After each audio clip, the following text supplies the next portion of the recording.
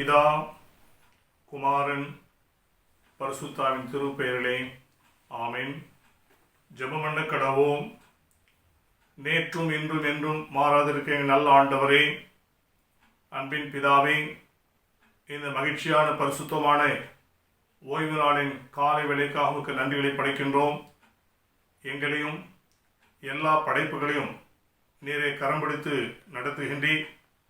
அதிகாலை தோறும் உடைய கிருபையினாலே எங்களை புதுப்பிக்கின்றீர். இப்பொழுதும் உம்மை தொழுது தோத்தரிக்கின்றோம். இந்த வழிபாட்டிலே தங்களை இணைத்துக் கொள்கின்ற எல்லோரோடும் எல்லா மக்களோடும் தொடர்ந்து நீ இருந்து தாங்கியருளும். நீரை கரம் பிடித்து நடத்தியருளும். கிறிஸ்து இயேசு மூலமாக வேண்டுகிறோம் எங்கள் பரம பிதாவே, ஆமென்.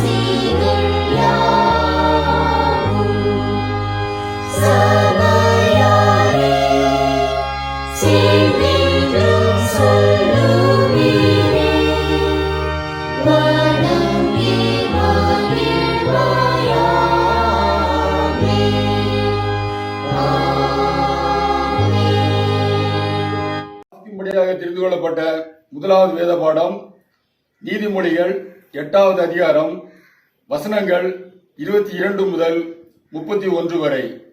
வசனங்கள் 22 முதல் 31 வரை. கர்த்தர் தமது ஆதி செயல்களுக்கு முன் என்னையே தமது முதல் கிரியையாக கொண்டு வந்தார். பூமி உண்டாகும் முன்பே துவக்கத்தில் இருந்தே நித்தியத்துக்குமாய் நான் அபிஷேகம் பண்ணப்பட்டேன். பெருங்கடல்களும் தண்ணீர் புரண்டு வரும் ஊற்றுகளும் உண்டாகும் முன்பே நான் உருவாக்கப்பட்டேன். மலைகள் நிலைநிறுத்தப்படுவதற்கு முன்னும் குன்றுகள் உண்டாவதற்கு முன்னும் அவர் பூமியையும் அதன் வெளிகளையும் பூமியில் உள்ள மண்ணின் திரள்களையும் உண்டாக்கும் முன்னும் நான் உருவாக்கப்பட்டேன். அவர் வானங்களை படைக்கையில் நான் அங்கே இருந்தேன்.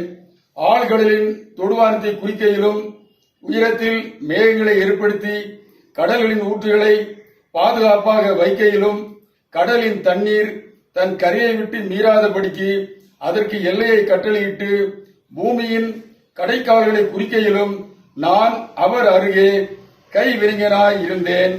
நாள்தோறும் அவருடைய மனமகிழ்ச்சியாய் இருந்து எப்பொழுதும் அவர் முன்னிலையில் மகிழ்வடைந்தேன். அவருடைய பூவுலகத்தில் களிப்படைந்து மருமக்களுடனே மகிழ்ந்து கொண்டிருந்தேன். வாசிக்க வேண்டிய வேத பாடம் வாசித்தாயிற்று. தேவனுக்கே மகிமுண்டாவதாக. ஆமென். வாசிக்கும்படியாக தெரிந்து கொள்ளப்பட்ட இரண்டாம் வேத பாடம் திவ்ய வாசகனாகிய யோவானுக்கு வெளிப்படுத்தின விசேஷம் 21ஆம் அதிகாரம் வசனங்கள் 1 முதல் 8 முடிய. வெளிப்படுத்தின விசேஷம் 21ஆம் அதிகாரம் வசனங்கள் 1 முதல் 8 முடிய. பின்பு நான் புதிய வானத்தையும் புதிய பூமியையும் கண்டேன். முந்தின வானமும் முந்தின பூமியும் ஒழிந்து போயின, சமுத்திரமும் இல்லாமல் போயிற்று. யோவானாகிய நான் புதிய எருசலேம் ஆகிய பரிசுத்த நகரத்தை தேவனிடத்தினின்று பரலோகத்தை விட்டு இறங்கி வர கண்டேன். அது தன் புருஷனுக்காக அலங்கரிக்கப்பட்ட மணவாட்டியைப் போல ஆயத்தமாக்கப்பட்டிருந்தது. மேலும் பரலோகத்தில் இருந்து உண்டான ஒரு பெருஞ்சத்தத்தை கேட்டேன். அது, இதோ மனுஷர்களிடத்திலே தேவனுடைய வாசஸ்தலம் இருக்கிறது, அவர்களிடத்திலே அவர் வாசமாயிருப்பார், அவர்களும் அவருடைய ஜனங்களாயிருப்பார்கள். தேவன் தாமே அவர்களோட கூட இருந்து அவர்களுடைய தேவனாயிருப்பார். அவர்களுடைய கண்ணீர் யாவையும் தேவன் துடைப்பார். இனி மரணமும் இல்லை, துக்கமும் இல்லை, அலறுதலும் இல்லை, வருத்தமும் இல்லை, முந்தினவைகள் ஒளிந்து போயின என்று விளம்பினது. சிங்காசனத்தில் மேல் வீற்றிருந்தவர், இதோ நான் சகலத்தையும் புதிதாக்குகிறேன் என்றார். பின்னும் அவர், இந்த வசனங்கள் சத்தியமும் உண்மையும் மானவைகள், இவைகளை எழுது என்றார். அன்றியும் அவர் என்னை நோக்கி, ஆயிற்று, நான் அல்பாவும் ஒமேகாவும் ஆதியும் அந்தமுமாய் இருக்கிறேன். தாகமாய் இருக்கிறவனுக்கு நான் ஜீவ தண்ணீர் ஊற்றி இலவசமாய் கொடுப்பேன். ஜெயங்கொள்ளுகிறவன் எல்லாவற்றையும் சுதந்திரித்துக் கொள்ளுவான். நான் அவன் தேவனாய் இருப்பேன், அவன் என் குமாரனாய் இருப்பான். பயப்படுகிறவர்களும் அவ்விசுவாசிகளும் அருவருப்பானவர்களும் கொலைபாதகரும் விபச்சாரக்காரரும் சூனியக்காரரும் விக்கிரக ஆராதனைக்காரரும் பொய்யர் அனைவரும் இரண்டாம் மரணமாகிய அக்கினியும் கந்தகமுமான எரிகிற கடலிலே பங்கடைவார்கள் என்றார் என்பதே. வாசிக்கும்படியாக தெரிந்து கொள்ளப்பட்ட இரண்டாம் வேத பாடம் வாசித்து முடிந்தாயிற்று. கிறிஸ்துவே உமக்கே மகிமை உண்டாவதாக. ஆமீன்.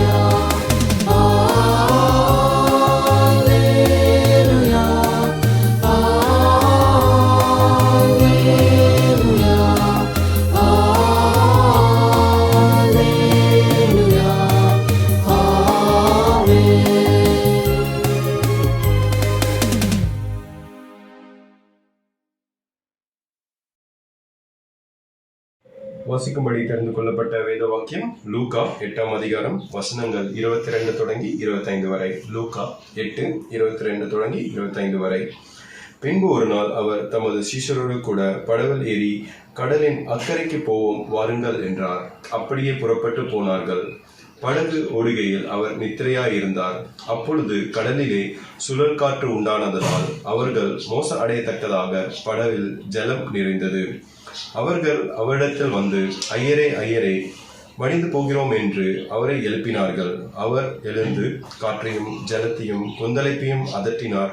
உடனே அவைகள் நின்று போய் அமைதி உண்டாயிற்று. அவர் அவர்களை நோக்கி, உங்கள் விசுவாசம் எங்கே என்றார். அவர்கள் பயந்து ஆச்சரியப்பட்டு, இவர் யாரோ காற்றையும் ஜலத்தையும் கட்டளையிடுகிறார், அவைகளும் அவருக்கு கீழ்ப்படுகிறதே என்று ஒருவருக்கொருவர் சொல்லிக் கொண்டார்கள். வாசிக்கும்படி தெரிந்து கொள்ளப்பட்ட வேதவாக்கியம் வாசித்து முடிந்தாயிற்று. தேவனே உமக்கே ஸ்தோத்திரம் உண்டாவதாக. ஆமென்.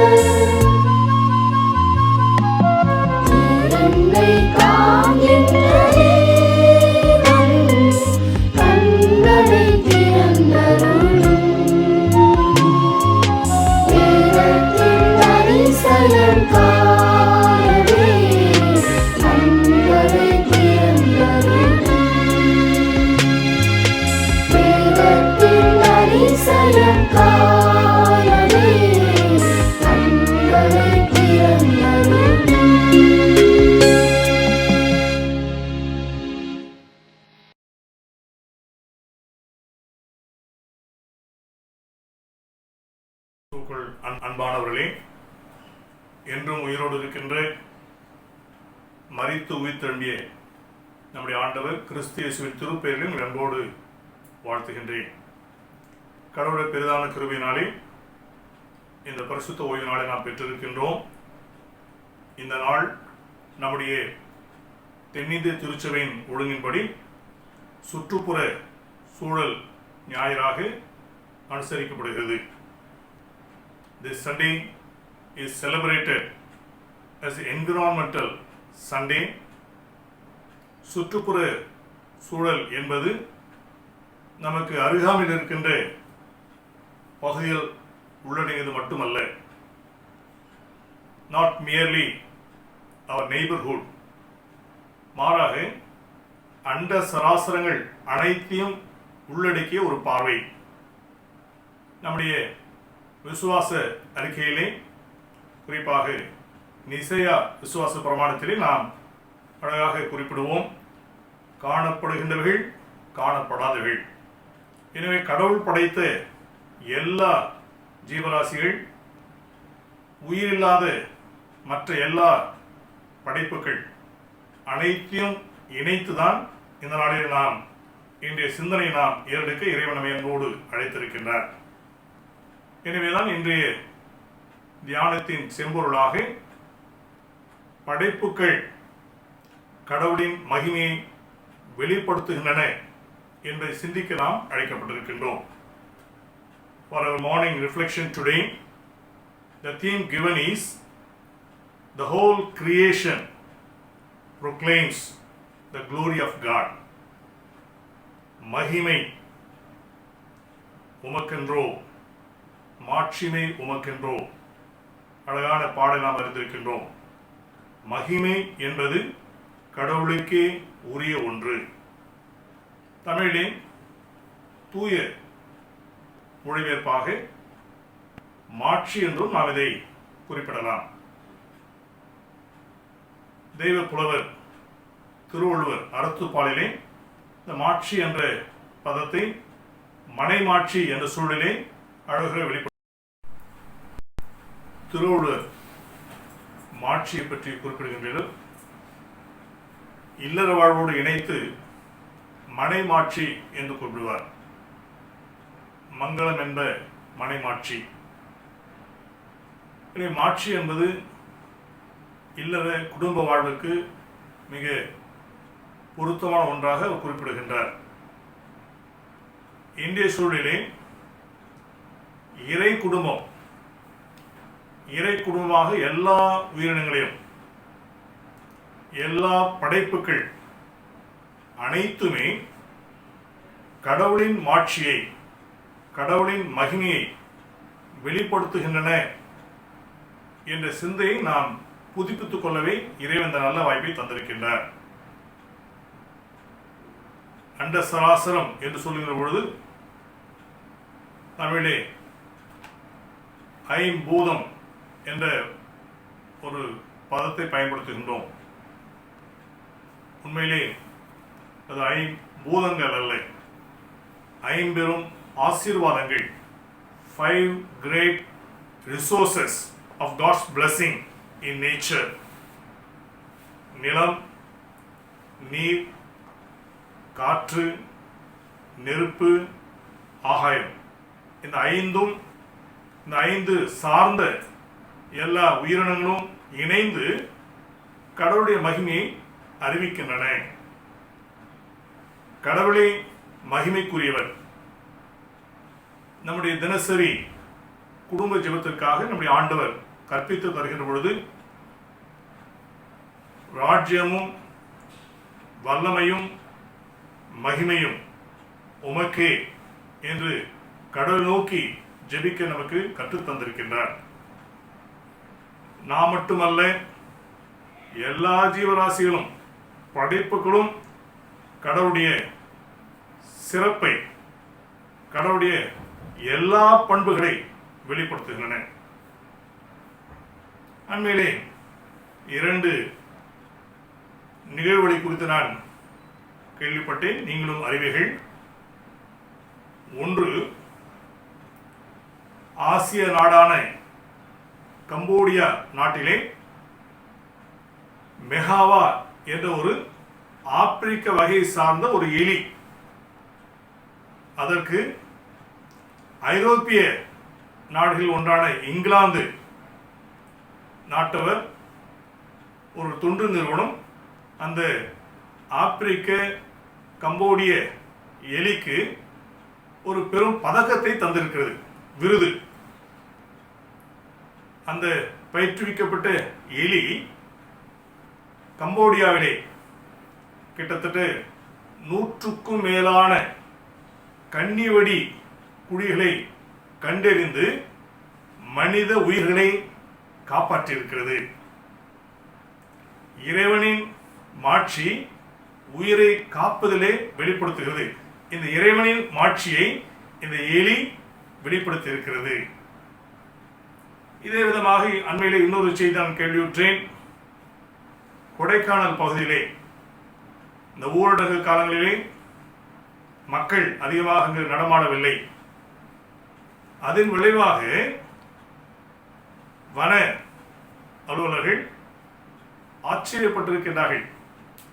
மிக பெரிய ஒரு சிலந்தி வலை, 3-4 மரங்களை உள்ளடக்கிய மிகப்பெரிய ஒரு வலையை இந்த சிலந்தி விலையாக அங்கு கண்டு ஆச்சரியப்பட்டிருக்கிறார்கள். வெப்சைட் நாம் எல்லோருமே இப்பொழுது ஒரு விதத்திலே பயன்படுத்துகிறோம், இன்னொரு விதத்திலே அடிமையாக இருக்கின்றோம். இந்த வெப்சைட் இது நமக்கு உண்மையிலே ஒரு புறத்தில் அச்சுறுத்தலாக இருக்கிறது. ஆனால் இந்த சிலந்தி வலை என்பது மிகப்பெரிய, இது இறைவன் தருகின்ற பாதுகாப்பு வலையை நமக்கு நினைவுபடுத்துகிறது. எத்தனை சிலந்திகள் சேர்ந்து இதை செய்தது தெரியாது. ஆனால் ஒரு ஆச்சரியமான நிகழ்வு. வனையலாளர்கள் சொல்கிறார்கள், இது ஆப்பிரிக்க பெரிய காடுகளில் நடைபெறுகிற ஒன்று. இணைத்து ஒரு பாதுகாப்பு வலையை உருவாக்குகின்ற உலகளாவிலே படைப்பளவிலே கடவுள் நம் அனைவரையும் பாதுகாக்கின்றார். இது இன்னொரு அழகான ஒரு மாட்சியின் செயல். இது நமக்கு நினைவுபடுத்துகிறது. எல்லா படைப்புகளுமே கடவுளின் பல்வேறு பண்புகளை அறிவித்துக் கொண்டே இருக்கின்றன. அதே வேளையிலே குறிப்பாக மனிதர்கள் படைப்பின் மகுடமாக நம்மை நாம் சொல்லிக் கொண்டாலும் கடவுளின் படைப்பின் மாட்சியை நாம் மட்டுப்படுத்துகின்றோம். அண்மையிலே நாம் கேள்வியுற்ற 2 நிகழ்வுகள். நாம் அறிந்த ஒன்று, சீன கப்பல் ஒன்று லங்கை கடற்கரை பகுதியிலே தீப்பற்றி எரிந்திருக்கிறது. ஆயிரக்கணக்கான டன்கள் ரசாயனங்கள் எல்லாமே எரிந்து கடல் பகுதி முழுவதும் மாசுபடுத்தப்பட்டிருக்கிறது. உயிரினங்களுக்கு அச்சுறுத்தல் உண்டாகி இருக்கிறது. இதே விதமாக ஒரு ஈரான் கப்பல், அமெரிக்க கப்பல், இப்படி பற்றி எரிகிற நிகழ்வுகள் தொழிற்சாலைகளிலும் அமேசான் காடுகளிலும் மற்றும் எல்லா இடங்களிலும் இப்பொழுது நடந்து கொண்டே இருக்கிறது. மாசு உருவாக்கப்படுகிறது. இது இறை மாட்சிக்கு எதிரான அறிவிப்புகள்.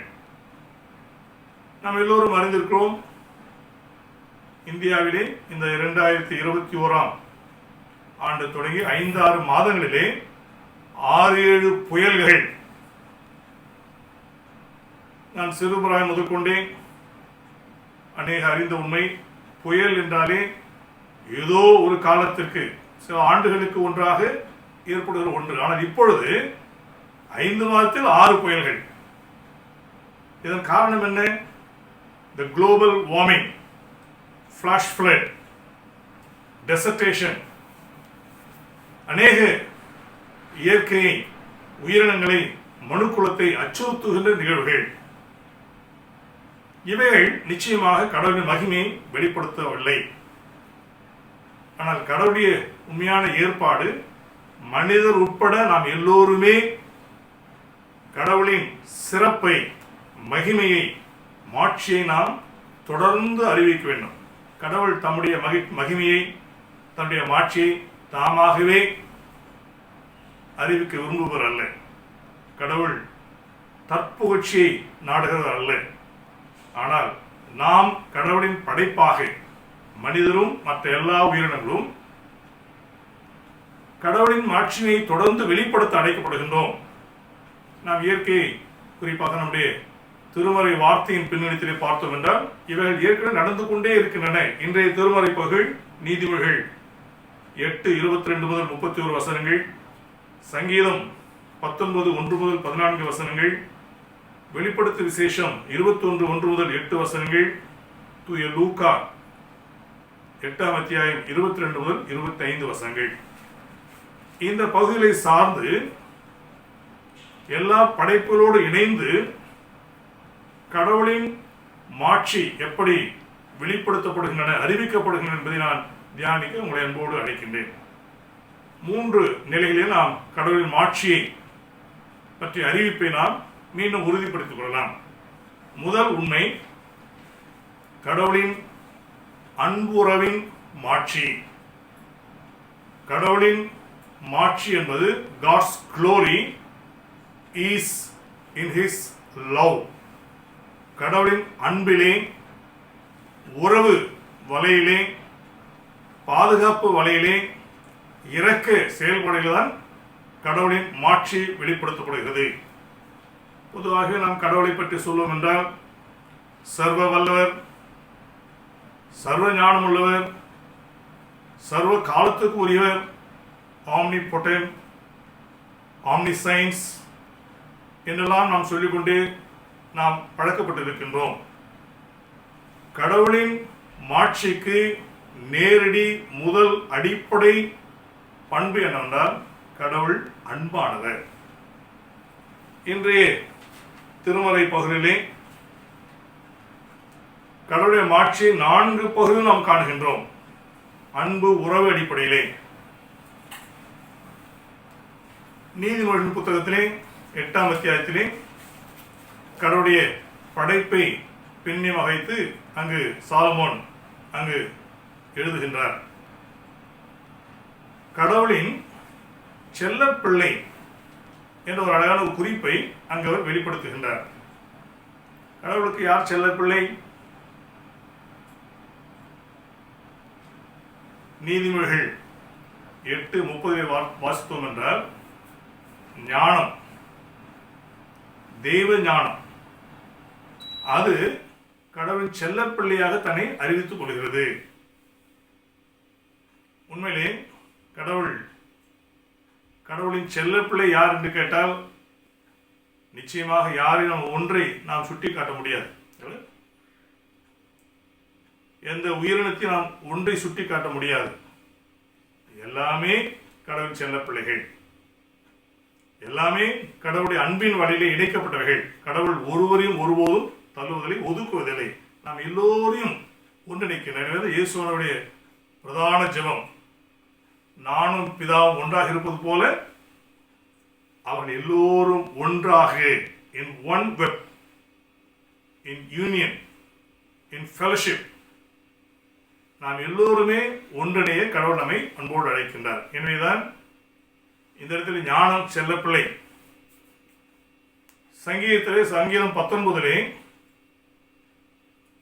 சூரியன், நீங்கள் 5-6 வசனங்களை வாசித்தீர்கள் என்றால் சூரியன் அங்கு தாவீது மிக அழகாக கவிநயத்தோடு சொல்லுகின்றார். சூரியன் ஒரு மணவாளனை போன்று, மாப்பிள்ளை போன்று காலையில் எழுந்து மாலை வரை அவர் பவனியாக செல்கிறார். புதிய ஏற்பாட்டிலே மணவாளன் என்று சொன்ன நம்ம ஆண்டவரை யோசித்து பார்ப்போம். அலங்கரிக்கப்பட்ட மணவாளன். அதை போன்று அவருக்கு இணையாக சூரியன், சந்திரன், நட்சத்திரங்கள் எல்லாமே, எல்லா படைப்புகளுமே கடவுளுடைய பார்வையிலே எல்லோரையுமே கடவுள் தன்னுடைய பிள்ளைகளாக, செல்ல பிள்ளைகளாக, அலங்கரிக்கப்பட்ட மணவாளனாக, மணவாட்டியாக, சிறந்த நபர்களாக எல்லோரையும் ஆண்டவர் ஏற்றுக்கொள்கின்றார். இந்த நற்செய்தி பகுதி இயேசுவின் பயணம். இயேசுவின் பயணம் எப்பொழுதுமே அன்பின் பயணம். நற்செய்தி சுருக்கமாக நாம் பார்க்கிறோம். ஆண்டவர் கிராமங்கள் தோறும், பட்டினங்கள் தோறும் நன்மை புரிகின்றவராக சுற்றி திரிந்தார்.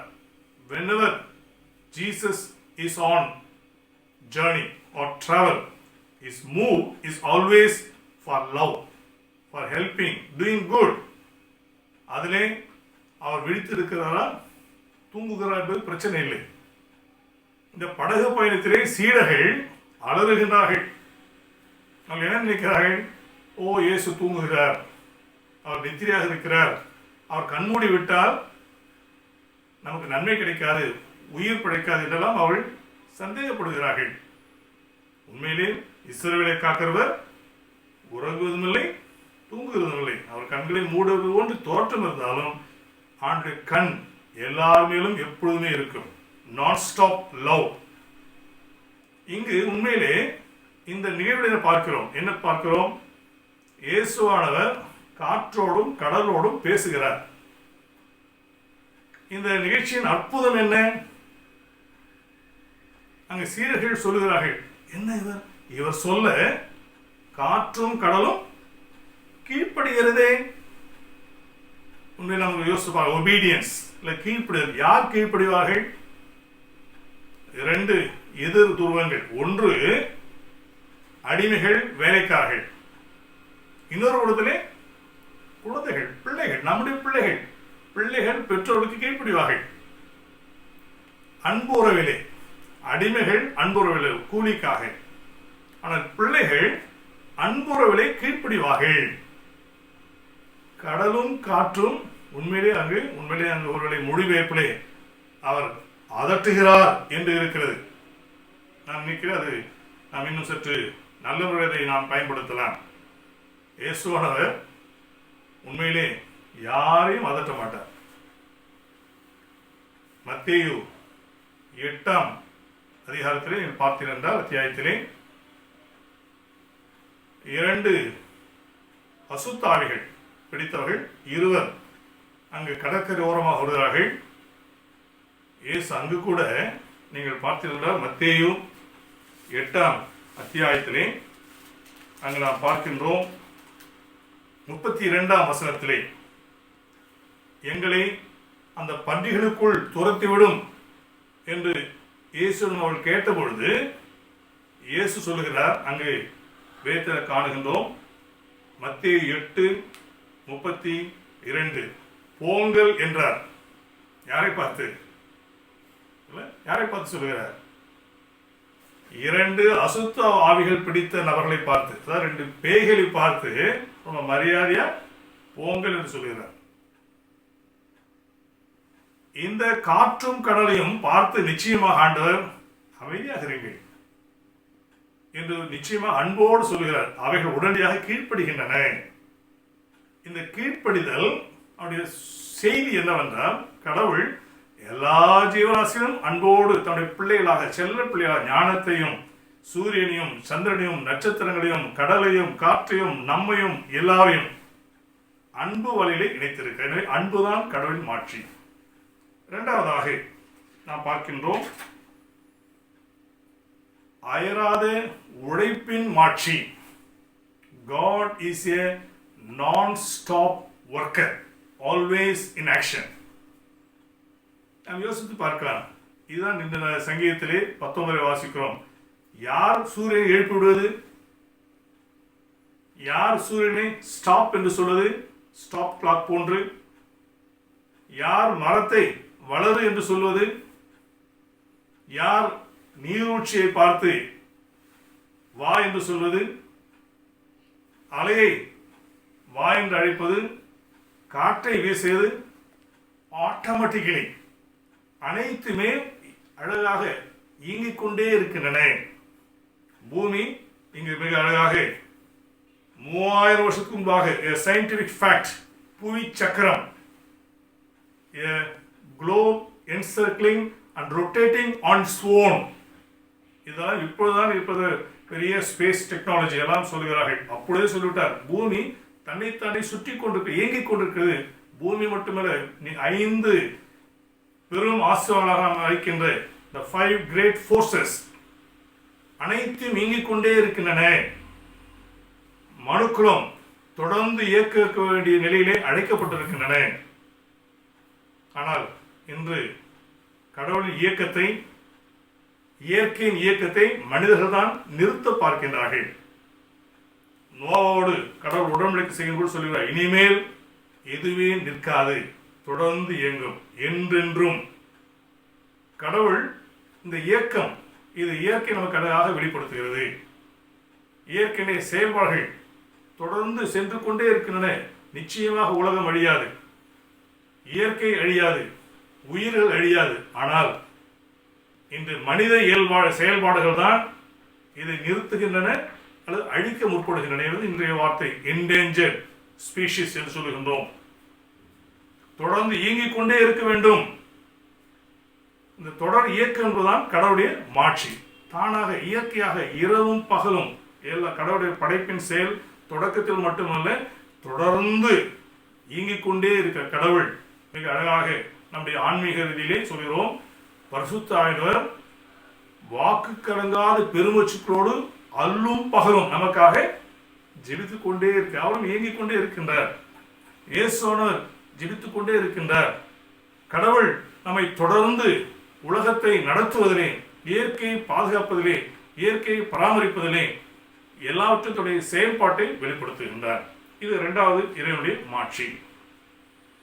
மூன்றாவதாக அதிசய உயிர்ப்பின் மாட்சி.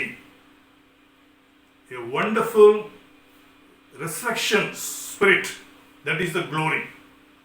இயேசுவின் மகிமை என்னவென்றால் அவருடைய உயிர்த்தெழுதல்.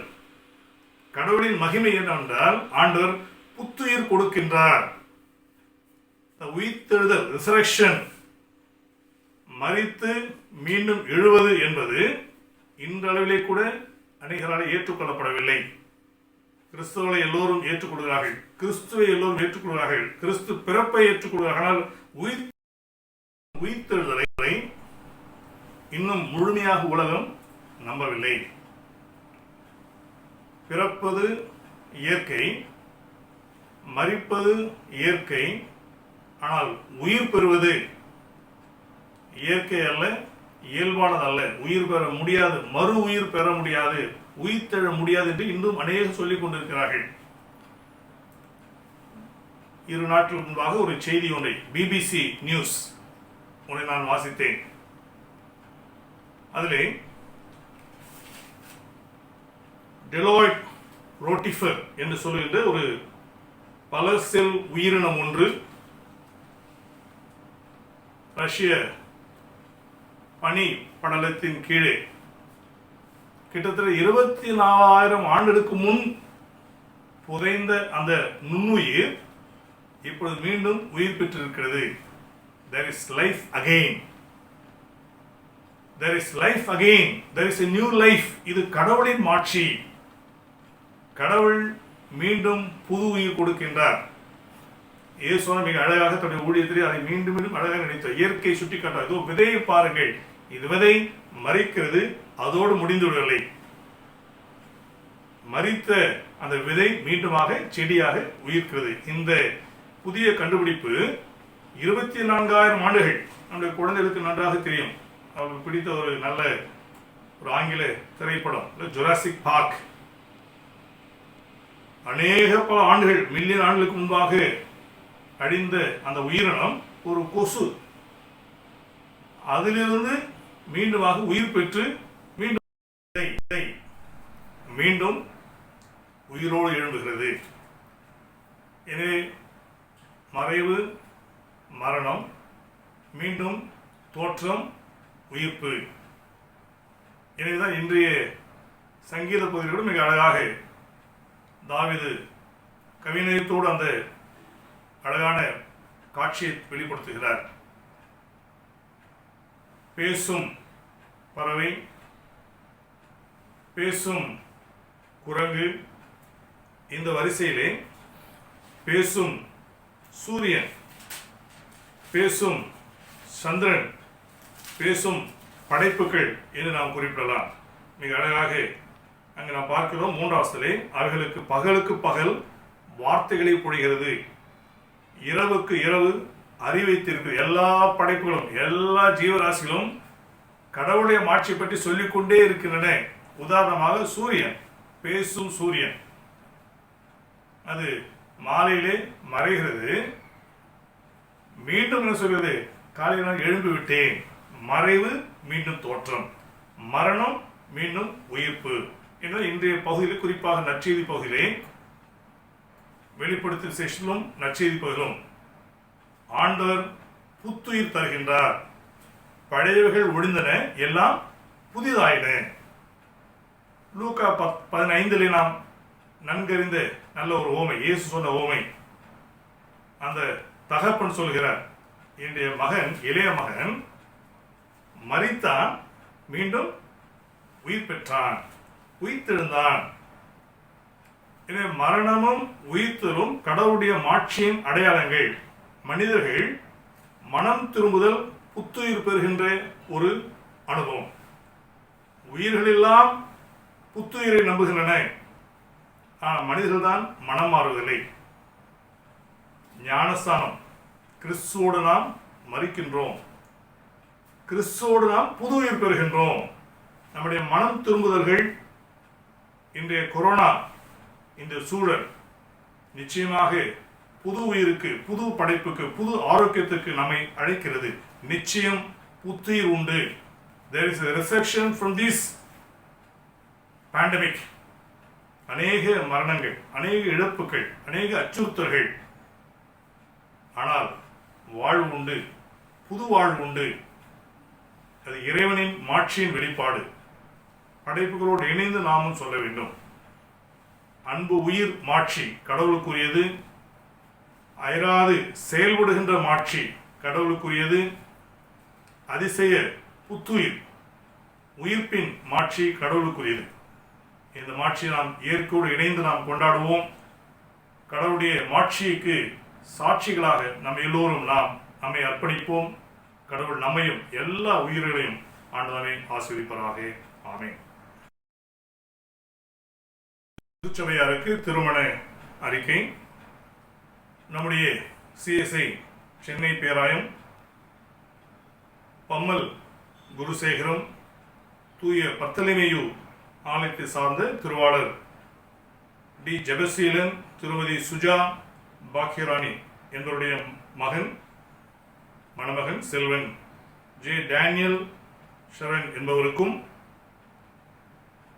குரோம்பேட்டை குருசேகரம் தூய பவுல் ஆலயத்தை சார்ந்த திருவாளர் எஸ் ஜெபராஜ், திருமதி ஜே கோயில் செல்வி என்பவரின் மகள் செல்வி மணமகள் சில்வா எஸ்தர் அன்புமணி என்பவருக்கும் திருமணம் நம்முடைய தூய ஸ்தேவான் தமிழ் ஆலயத்திலே நடைபெற உள்ளதால் சபையாருக்கு மகிழ்ச்சியோடு அவர்களை நான் அறிவிக்கின்றேன். இவர்கள் இருவரும் இந்த திருமணத்தில் இணையக்கூடாத நியாயமான தடை காரணம் ஏதும் இருப்பின் அதை சபை போவதற்கு எழுத்தின் மூலமாக அறிவிக்கும்படியாக அன்போடு நான் கேட்டுக்கொள்கின்றேன். இது இவர்களுக்கு நிறைவான 3ஆம் அறிக்கையாக அறிவிக்கப்படுகின்றது. திருமணத்தில் இணையவர்களுக்காக சிறப்பு நாட்களை காண்பதற்கு நாம் ஜெபம் செய்வோம். அன்பின் பிதாவை, குடும்பங்களை உருவாக்குகின்றவரை உம்மை துதிக்கின்றோம். உம்முடைய பேருடைய நாளே, பிறந்த நாள், திருமண நாள், சிறப்பு நாட்களை கண்டுகளிக்கின்ற எல்லா மக்களுக்காக, குறிப்பாக என்னுடைய சென்ட் ஸ்டீஃபன்ஸ் தமிழ் ஆலய குருசேகர குடும்பங்கள் அனைத்திற்காக உமக்கு நன்றிகளை படைக்கின்றோம். இந்த நாளும் குறிப்பாக திருமணத்துக்கு ஆயத்தமாகின்ற அருமையான மணமக்களை உடைய கரங்களை ஒப்படைக்கின்றோம். இந்த நாட்டிலே இருக்கிற அநேகமான தடைகளின் மத்தியிலே பிள்ளைகளை நீரே ஒருங்கிணைத்துள்ளும். ஏற்ற பாதுகாப்பையும் மகிழ்ச்சியும் உம்முடைய கிருபையும் தாரும். இருவரும் கடவுளுடைய ஆசீர் பெற்றவர்களாக இல்லற வாழ்க்கை அழித்து வைத்து கடவுளுக்கு மகிமை உண்டாக்க, பெற்றோருக்கு மகிழ்ச்சி கொண்டு வர, திருச்சபைக்கும் சமுதாயத்துக்கும் சாட்சி பெற நீரே அருள் தாரும். இயேசு கிறிஸ்து மூலமாக விடுவோம் எங்கள் பரம பிதாவே. ஆமென். திருச்சபைக்கான அறிவிப்புகள். வருகிற செவ்வாய்க்கிழமை ஜெப கொடுப்பை நடைபெறும். வாட்ஸ்அப் மூலமாக ஜெப கொடுகளை இணைந்து ஜெபிக்கும்படி உங்களை அன்பாய் கேட்டுக்கொள்கிறோம். ஒவ்வொரு வாரமும் ஞாயிற்றுக்கிழமை காலை ஆராதனை உங்களுக்கு 6 மணி முதல் யூடியூபிலே நீங்கள் ஆராதிக்கும்படியாக ஏற்பாடு செய்திருக்கிறோம். இணைந்திருங்கள். 6 மணிக்கே நீங்கள் ஆராதனைக்குள்ளே இணைந்து நீங்கள் ஆராதிக்கலாம்.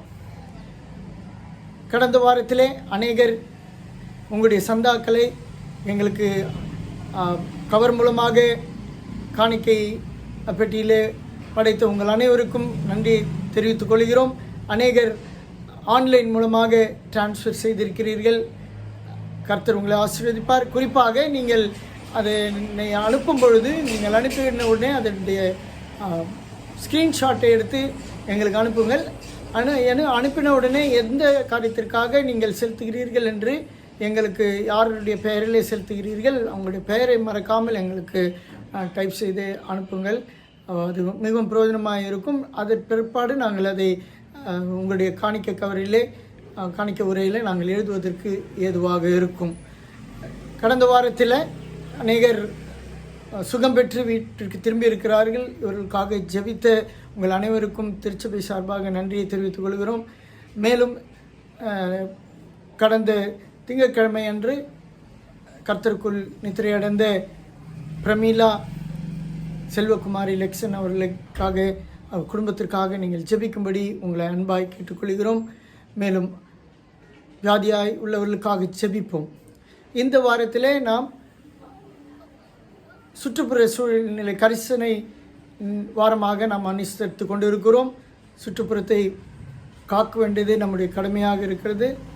ஆகவே சுற்றுப்புற சூழல் கரிசனையோடு கூட நாம் இயற்கை வளங்களை பாதுகாக்க நாம் ஜெபிப்போம். நம்மால் இயன்றவரை நாம் கவனம் செலுத்துவோம். உங்கள் திருமண நாள், பிறந்த நாள், சிறப்பு காணிக்கை, நன்றி படையல் காணிக்கை உரைகளை நீங்கள் ஆலயத்திலே வந்து காணிக்கை பட்டியலை படைக்கும்படி உங்களை அன்பாய் கேட்டுக்கொள்கிறோம். ஆலயம் காலை 7 மணி முதல் மாலை 7 மணி வரை ஜெபிப்பதற்கு உங்களுக்கு திறந்து வைத்திருக்கப்பட்டிருக்கிறது. நீங்கள் வந்து உங்களுடைய ஜெபங்களை ஏறெடுக்கலாம். மேலும் உங்கள் ஜெப குறிப்புகளை எங்களுக்கு அனுப்புங்கள். உங்கள் அருகில் உள்ளவர்கள் யாராவது வியாதியாக இருப்பார்களானால் எங்களுக்கு தெரியப்படுத்துங்கள். அவர்களுக்காக ஜெபிப்போம். எங்களோடு இணைந்திருங்கள். கூடிய விரைவிலே அடுத்த இந்த லாக்டவுன் முடியும் பொழுது நம்முடைய வழிபாட்டு தலங்கள் திறக்கும்படியாய் நாம் அதிகமாக ஜெபிப்போம். சீக்கிரத்தில் நாம் இணைந்து ஆண்டவரை ஆராதிக்க ஆண்டவர் வழிவாசல்களை திறக்கும்படியாய் நாம் ஜெபிப்போம். இந்த கொரோனா காலங்களை தவிர்த்து ஆண்டவர் நமக்கு ஆலயத்தை திறந்து கொடுக்கும்படியாய் நாம் ஜெபிப்போம். பிறந்தநாள் திருமண நாட்கள் காண்பவர்களை திருச்சபையாய் வாழ்த்துகிறோம். நீங்கள் உங்கள் பிறந்தநாள் ஏற்கனவே அறித்தபடி உங்கள் பிறந்தநாள் காணிக்கை உரைகளை செலுத்துங்கள். கர்த்தர் உங்களை ஆசீர்வதிப்பாராக. ஆமென். அன்பானவர்களே,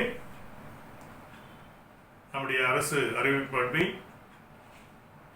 ஊரடங்கு தளர்வுகளோடு தொடர்ந்து நீட்டிக்கப்படுகிறது. குறிப்பாக வருவாய், உழைப்பு இவளை சார்ந்து சில தளர்வுகள் அரசு மூலமாக தரப்பட்டிருக்கின்றன.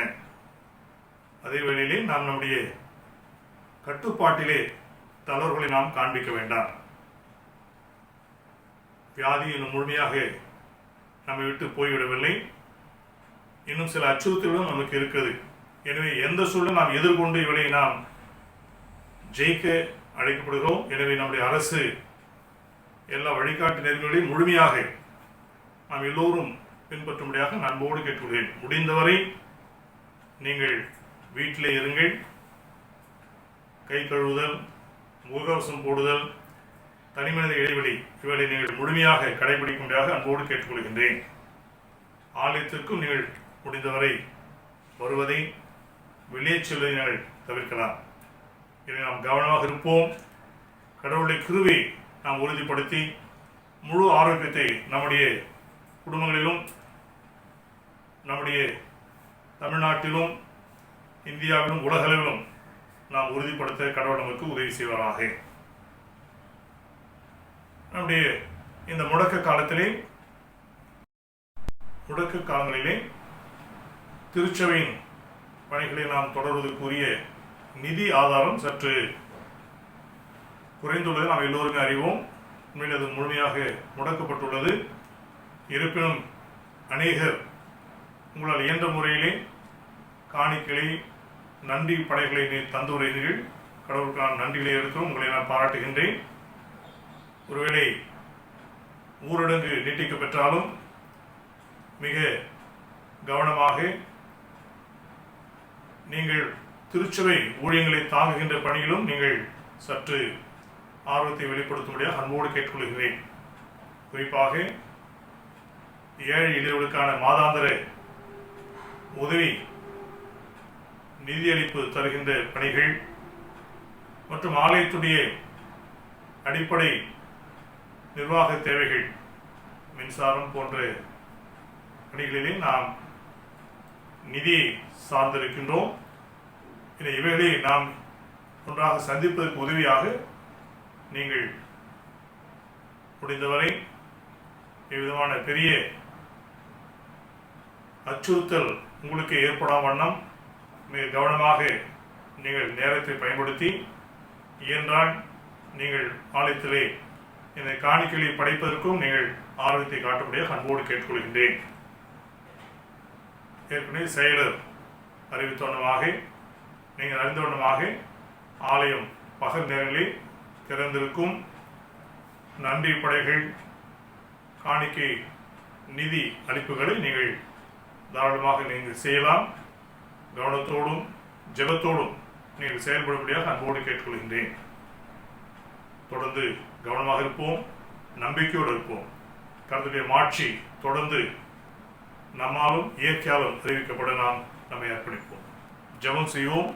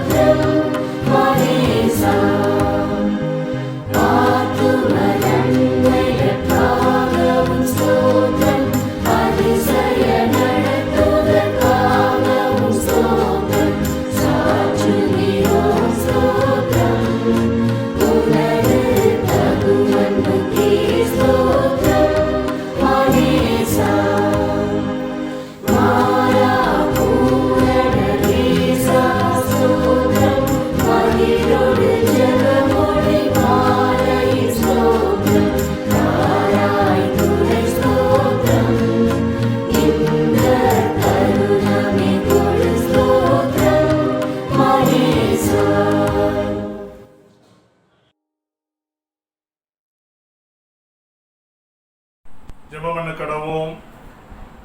அன்பின் ஆண்டவரே, இந்த மகிழ்ச்சியின் நன்னாளுக்காக மீண்டும் துதிக்கிறோம், போற்றுகின்றோம்.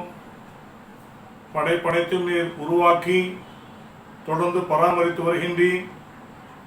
படைப்புகள் அனைத்துமே பரிபூர்ண வாழ்வு பெறுவதற்காக உம்முடைய அன்பை நீர் மாண்பாக வெளிப்படுத்துகின்றீர்.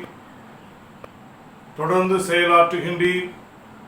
செயலாற்றுகின்ற மாண்பை நீர் வெளிப்படுத்துகின்றீர். நாங்கள் எல்லோரும் புது உயிர் பெறும்படியாக, படைப்புகள் புதுப்பிக்கப்படும்படியாக உயிர்த்தெழுதலின் மாட்சியை நீர் எனக்கு தந்திருக்கின்றீர். இந்த நல்ல நாளுக்காக மீண்டும் துதிக்கின்றோம். உலகனைத்தையும் புதுப்பியும், எங்களை புதுப்பியும். எல்லா உயிரினங்களும் இறைவனால் படைக்கப்பட்ட அனைத்துமே தொடர்ந்து கடவுளின் மாட்சியை அறிவிக்கத்தக்கதாக எங்களை வழிநடத்திடும். உலக சமாதானத்தை ஜெபிக்கின்றோம், இந்திய சமாதானத்தை ஜெபிக்கின்றோம், எங்கள் தமிழ்நாட்டிற்காக ஜெபிக்கின்றோம், எங்கள் ஒவ்வொரு குடும்பங்களுக்காக நாங்கள் ஜெபிக்கின்றோம். விசேஷமாக இந்த கொரோனா காலத்திலே வேண்டிய எல்லா தைரியத்தையும் நம்பிக்கையும் மன நிறைவையும் தரும்படியாக கர்த்தர் மீது பாரத்தை வைத்து நாங்கள் நல்லதொரு ஆரோக்கியமான எதிர்காலத்துக்காக எங்களை ஆயத்தப்படுத்த அருள் தாரும். உலக திருச்சபைக்காக நன்றிகளை படைக்கின்றோம். இந்திய திருச்சபைக்காக நன்றிகளை படைக்கிறோம். எங்கள் சென்னை பேராயத்திற்காக, எல்லா பேராயங்களுக்காக, எல்லா ஊழியங்களுக்காக உமக்கு நன்றிகளை படைக்கின்றோம். சிறப்பாக எங்களுடைய பல்லாவரம் குருசேகரத்துக்கு நன்றிகளை படைக்கின்றோம். சேவான் தமிழ் குடும்ப நண்பர்கள் எல்லோருக்காக நன்றிகளை படைக்கின்றோம். அருள்நாதர் திருச்சபை அன்பர்களுக்காக நன்றிகளை படைக்கின்றோம். தேவரின் நாட்டிலே வேண்டிய எல்லா மகிழ்ச்சி நாளை எங்கள் அனைவரையும் நீதாமே வழிநடத்தி தாங்கியருளும். குறிப்பாக இந்த கொரோனாவை பாதிக்கப்பட்டவர்களுக்காக ஜெபிக்கின்றோம். நல்ல சுகத்தையும் பலத்தையும் நம்பிக்கையும் நீதாமே தந்துள்ளோம். சிறப்பாக அநேக இழப்புகளை நாம் சந்தித்திருக்கின்றோம். பல்வேறு இடங்களிலே இழப்பை சந்தித்த குடும்பங்களை நீர் ஆறுதல் படுத்திடும். குறிப்பாக எங்களுடைய திருச்சபையிலே அண்மையிலே கர்த்தருக்குள் நிலைத்தடைந்த அருமையான தாயார் திருமதி பிரமிளா செல்வகுமாரி அம்மையாருக்காக நமக்கு நன்றிகளை எடுக்கின்றோம். அவருடைய வாழ்வுக்காக ஸ்தோத்திரிக்கிறோம். அவர் எழுந்திருக்கின்ற அன்பு சகோதர திருவாளர் லெக்சன் ஐயா அவர்கள், அன்பு பிள்ளைகள் எல்லோரின் குடும்பத்தாரை ஆறுதல் படுத்திடும். அவ்விதமாக கர்த்தருக்குள் நிலைத்தடைந்த சகோதர திருவாளர் வின்சென்ட் ஐயாவுக்காக நாங்கள் ஜெபிக்கின்றோம். அன்னாரினுடைய ஆன்மா உம்மோடு இருப்பதற்கு நன்றிகளை படைக்கிறோம். ஒரு எழுந்து தவிக்கின்ற அன்பு அவருடைய துணைவியார் அம்மா அவர்கள், அன்பு சகோதரர் அவருடைய மகன் ஜூலியன் மற்றும் உடன் பிறந்தோர் குடும்பத்தார் எல்லோரும் ஆறுதல் படுத்திடலும். இப்படிப்பட்ட நிலைக்கு தள்ளப்பட்டு எல்லா குடும்பங்களையும் ஆறுதல் படுத்திடலும். ஏழை எளியவர்கள், கைவிடப்பட்டவர்கள், பற்பலமான பிரச்சனை இருப்பவர்கள் எல்லோருக்கும் ஜெபிக்கிறோம். வேண்டிய சமாதானத்தினாலே வேண்டிய உதவியினாலே தேவி அவளை தாங்கியுள்ளோம். மீண்டுமாக எல்லா படைப்புகளுக்காக ஜெபிக்கின்றோம். தொடர்ந்து உயிர்கள் அனைத்தும் காக்கப்பட, உயிர்ப்பிக்கப்பெற நாங்கள் எல்லோரும் இணைந்து சம நிலையிலே எல்லா கடவுளுடைய வளங்களை பகிர்ந்து கொள்ள அருள் தாரும். தொடர்ந்து காத்துக்கொள்ளும், வழிநடத்திடும். இயேசு கிறிஸ்து மூலமாக வேண்டுகிறோம் எங்கள் பரமபிதாவே, ஆமீன். சேர்ந்து சொல்லுவோம். என் ஆத்துமாவே கர்த்தரை ஸ்தோத்திரி, என் முழுமே பரிசுத்த நாமத்தை ஸ்தோத்திரி. என் ஆத்துமாவே கர்த்தரை ஸ்தோத்திரி, கர்த்தர் செய்த சகல வாழையும் மறவாதே. ஆமீன். நம்முடைய ஆண்டவராக இயேசு கிறிஸ்துவின் கிருபையும் பிதாவாகிய தேவனுடைய அன்பும் தூய ஆவியினுடைய அனைத்து உறவும் ஆசீர்வாதமும் அரவணைப்பும் நம் அனைவரோடும், அனைத்து மக்களோடும், அனைத்து உயிர்களோடும் இன்றும் இன்னும் சிதாக்களும் தங்கி நிலைத்திருப்பதாக.